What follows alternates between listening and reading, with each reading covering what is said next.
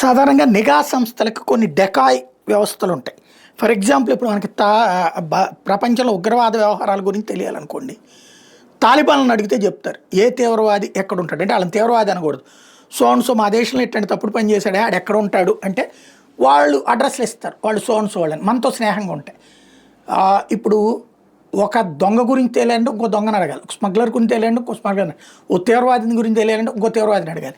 ఇట్లాగే నిఘా సంస్థలు అట్లాగే చేస్తుంటాయి. ఇప్పుడు గుర్తు తెలియని వ్యక్తులు పాకిస్తాన్లో లేపేస్తున్నారంటే మనోళ్ళు వెళ్ళి అక్కడ లేపట్లేదు, అక్కడ ఉన్నటువంటి వీళ్ళని లేపేస్తే డబ్బులు ఇస్తే పనిచేసే వాళ్ళతో వాళ్ళని లేపేస్తున్నారు. ఇట్లాంటిదే ఇప్పుడు అమెరికాలో ఏదన్నా ఉందా, ఏదైతే అక్కడ ఉన్నటువంటి ఒక తాజాగా మైకెల్ అండర్సన్ ఒక విజువల్ని ప్రొజెక్ట్ చేశారు, పాలంతీర్ అంటూ దీన్ని ప్రొజెక్ట్ చేస్తూ ఈ సంస్థ లేకపోతే సిఐఏ లేదు, పెంటగాన్ లేదు, వాళ్ళకు వచ్చే ఇన్ఫర్మేషన్లన్నీ కూడా దీని వెనకాల నుంచినే వస్తుంటాయి. క్లోజ్డ్ డోర్స్లో ఏం జరుగుతుందో ఎవరికి తెలియదు. అమెరికన్ గవర్నమెంట్ దీనికి $300 బిలియన్ ఈ సంస్థ ప్రయోజనాల కోసం ఇచ్చారు.